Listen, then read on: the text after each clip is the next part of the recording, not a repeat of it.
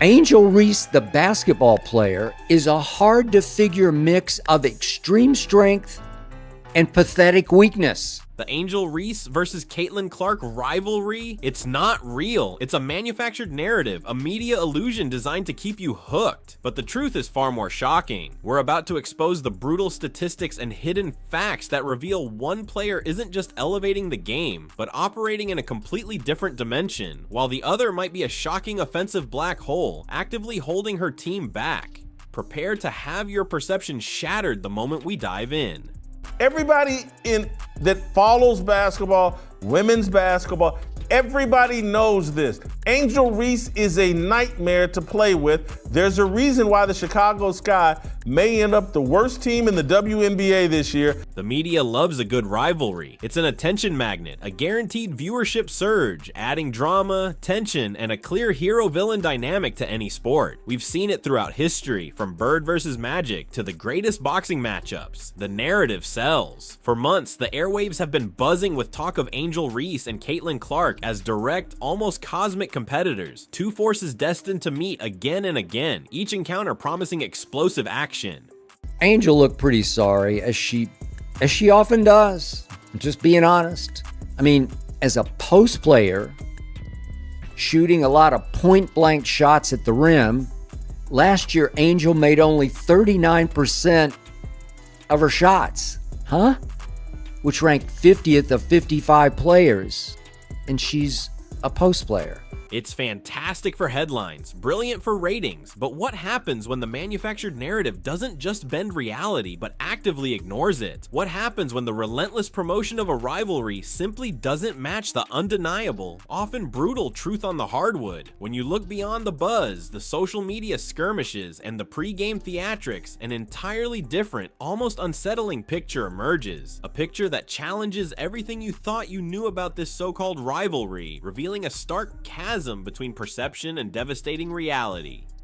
And this year she's even worse. Through 7 games, she's 30.9% from the floor. That ranks 63rd out of 64 qualified, and a lot of her shots are right around the rim.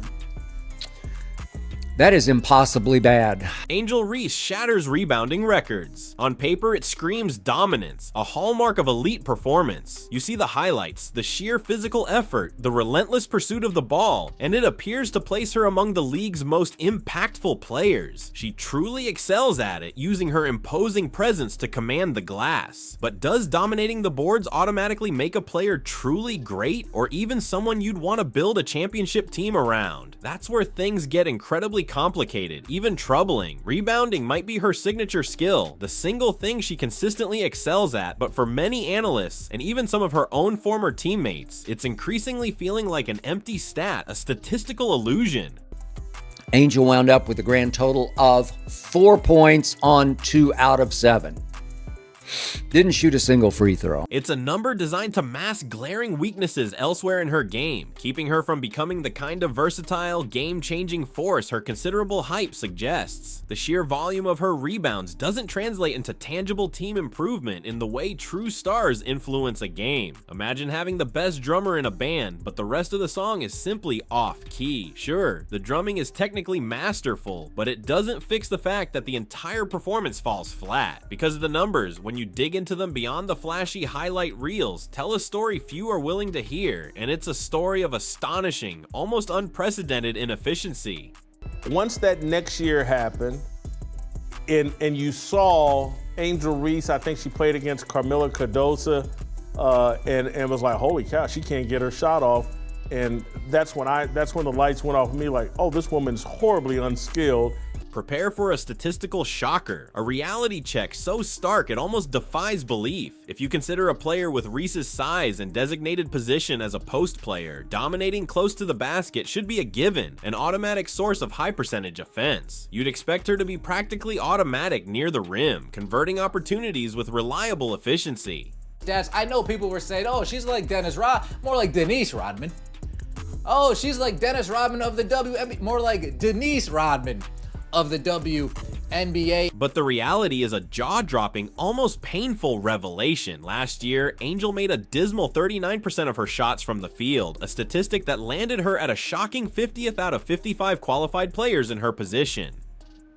For a player whose primary role involves scoring around the basket, that number is not just concerning, it's practically unheard of. And this season, it's even worse. Her field goal percentage has plummeted to a truly abysmal 30.9%. Out of 64 qualified players in the entire league, she ranks a stunning 63rd. Let that sink in.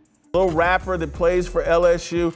Her and Angel Reese don't even get along. They don't like each other. They're not friends because everybody hated playing with Angel Reese. Nearly every single player in the league is scoring more efficiently than Reese. Even players with less size, less physicality, and far fewer opportunities around the immediate basket. This isn't just bad. For someone expected to be a reliable offensive option, a player who should be a force in the paint, it's impossibly tragically bad. This isn't a momentary slump. It's a consistent pattern of offensive futility that has profound implications for her team. And this isn't just about individual numbers, it's about the ripple effect, a gravitational pull that can actively drag down an entire team's offensive potential, making her a liability in critical moments. No, it's because Angel Reese sucks all the air out of the room and is a nightmare to play with because she has no self-awareness. Everybody knows this. How can one player's offensive struggles fundamentally undermine an entire team, causing friction and making her, as many have alleged, a nightmare to play with? It's simple, yet devastatingly effective. When a post player struggles to finish shots near the rim with any consistency, it puts immense strain on the entire offense. Defenders aren't fools. They quickly learn they can actively sag off Reese, leaving her wide open at the basket, daring her to shoot, knowing her chances of converting are startlingly low. This strategic move effectively clogs the paint for her teammates, eliminating driving lanes and making passing much more difficult. Different universes, but Angel Reese is actually an embarrassment for women's basketball. She is so unskilled. There are so many laughable videos. She's become a meme and a punchline. This tactical advantage, gained by the opposing defense, stifles ball movement, collapses offensive spacing, and makes scoring infinitely harder for everyone else on the court. Teams can gamble, knowing that even from areas where a player of her position should thrive, Reese has a statistically high chance of missing. This lack of efficiency doesn't just impact Reese's box score, it directly impacts every single person on the court, hindering their ability to score and dragging the team down offensively. It's not enough to be good at one thing, even if that one thing happens to be rebounding. Now they're suddenly an independent. Now suddenly people are noticing that Angel Reese is nowhere near the skill level of Caitlin Clark. If you're not contributing across multiple areas, scoring, passing, or drawing defensive attention, you're not helping the team win games. You're actively making their job harder. This is why many within the basketball world have described her as an individual who, despite her efforts, simply makes her teammates worse. Now, imagine the complete opposite, a player who elevates everyone around them, who transforms the entire dynamic of a game just by stepping onto the court. I'm not sure anybody has ever paid to see rebounding. Logo threes and magic passes, yeah, they will pay like crazy to watch Caitlin Clark. They'll pack NBA-sized arenas to watch Caitlin Clark. Shifting gears to Caitlin Clark is like entering a completely different dimension of basketball. She isn't just a great player, she's the kind of generational talent who changes everything the moment she steps onto the court. Her impact is immediate, undeniable, and truly transformative. Take her passing, for instance. Clark's court vision is, in a word, unmatched. Candace Parker famously described it as freakish floor vision, and there's no better way to put it. Well, you know, there was another guy who said that it was an absolute insult if you're going to make this about a basketball comparison between Angel Reese and Caitlin Clark, that it's an insult to Caitlin Clark. She doesn't just find open teammates, she anticipates plays, threads the needle with pinpoint accuracy, and puts her teammates in positions to succeed without breaking their stride. Whether it's delivering a no-look dime through a crowded lane, hitting a cutting player with perfect timing, or launching a perfect outlet pass in transition that sparks a fast break, her ability to control the flow of the game, to manipulate defenses with a glance, leaves opponents scrambling and often bewildered. Candace Parker just said it nicely and politely. Everybody loves to play with Caitlin Clark. This goes far beyond just racking up assists, though she does plenty of that too. Her decision-making guarantees her team gets high-quality looks, possession after possession, game after game. She understands the geometry of the court in a way few players ever will, but her impact extends far beyond just finding open teammates. She commands attention in ways few players ever will, reshaping the very fabric of the game with every shot. That kind of obvious about 3 years ago, regardless of the LSU Iowa result. So now we're just noticing that they're not the same player, they're not the same caliber, they're not the same skill level. Clark's dominance as a shooter is almost ridiculous, defying conventional basketball wisdom. Whether she's pulling up from beyond the logo, creating her own shot off the dribble, or effortlessly draining a step-back three, she consistently finds ways to score efficiently from anywhere on the court. Her range isn't just a threat, it's a weapon that forces defenses to completely abandon traditional schemes. This doesn't just add points to the scoreboard, it's about the sheer gravity she exerts on the court. There was obviously, many of us recognize that from the get-go. But when Angel Reese won the championship at LSU, it kind of gave a slight justification for there to be an argument. Her unparalleled ability to stretch the floor forces defenders to guard her from incredible distances, often picking her up as soon as she crosses half court. This defensive scramble creates massive openings. Lanes that were once crowded suddenly become wide open for her teammates to drive, cut, or receive passes. Post players have more space to operate, and shooters get cleaner looks. Compare that to Reese, whose offensive limitations mean defenders can practically ignore her beyond a few feet from the basket. Reese leads the league in missed opportunities at the rim, a stark contrast to Clark's perimeter brilliance. And when it gets to the WNBA, it's really going to show up. But yeah, it's been obvious for a while they're on different planets. But it's not even just they're on different planets. It's not about effort, it's about results. And the offensive gap between these two players is not just striking, it's almost uncomfortable to acknowledge in its sheer scale. Clark's offensive versatility means she can beat you in a dozen different ways, while Reese is restricted to a single, often ineffective dimension. Yet, for all the on-court brilliance, there's another layer to this story, one where off-court presence often overshadows true performance, further complicating the rivalry narrative.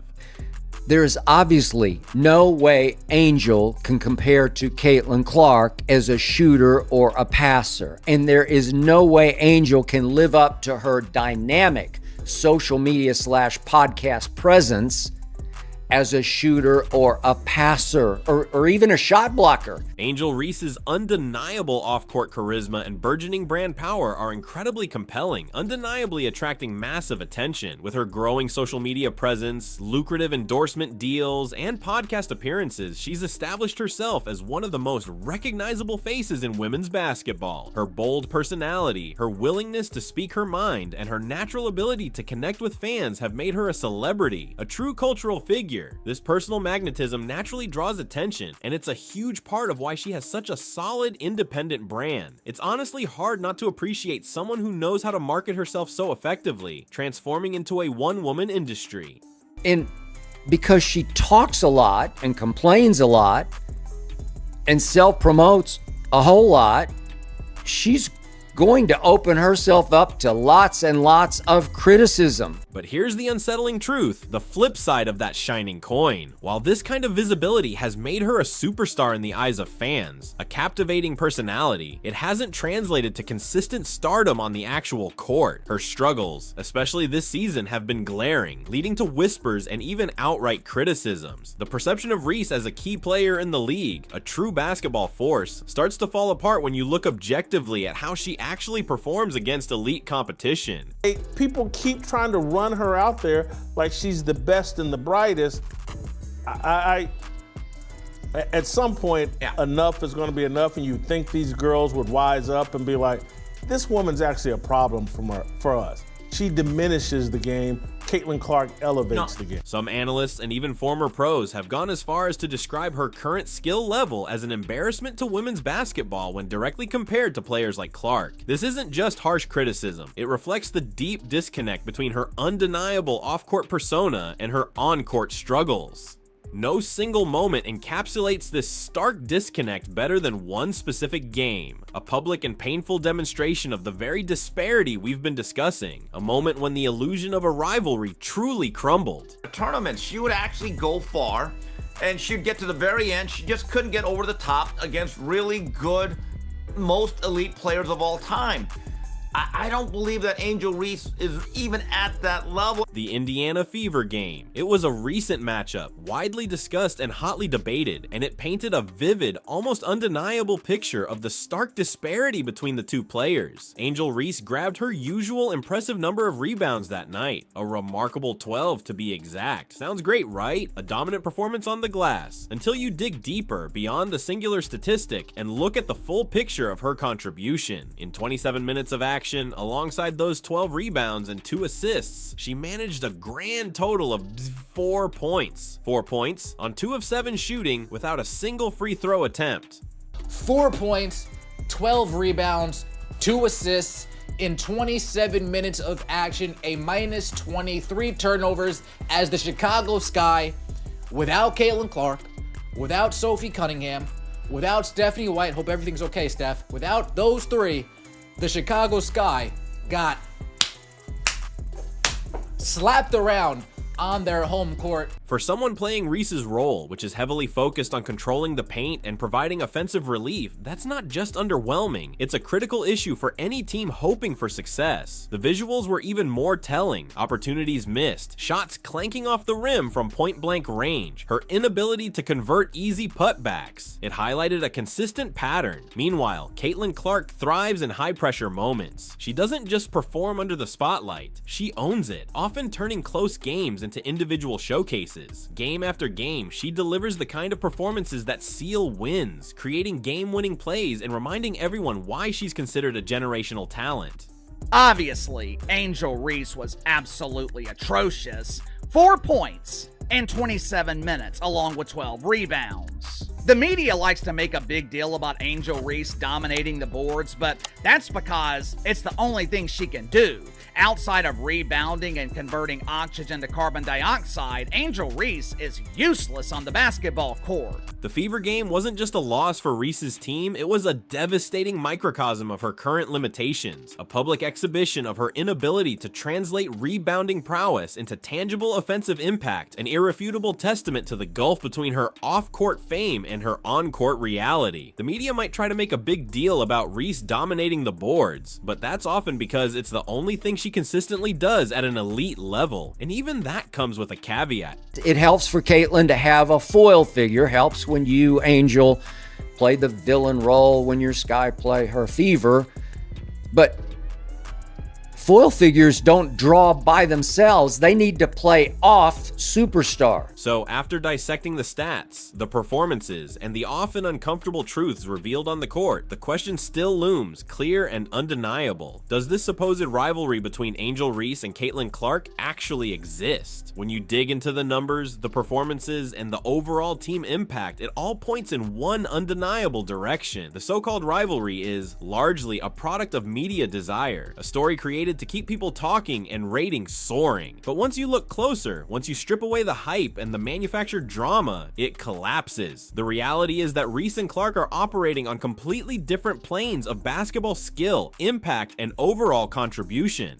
Caitlin doesn't say much to the media, doesn't have much social media presence, but is she ever fun to watch? Is she ever captivating? Is she ever must-see TV? You never know what she might do next. She might make a 40-foot jump shot, or she might make a pass you've just never seen before. Clark doesn't need the off-court hype machine to prove her worth. Her impact on the game speaks volumes all on her own, undeniable and transformative. Meanwhile, Angel Reese remains stuck under the weight of her inefficient offense and one-dimensional contributions, a player whose personal brand often eclipses her on-court performance.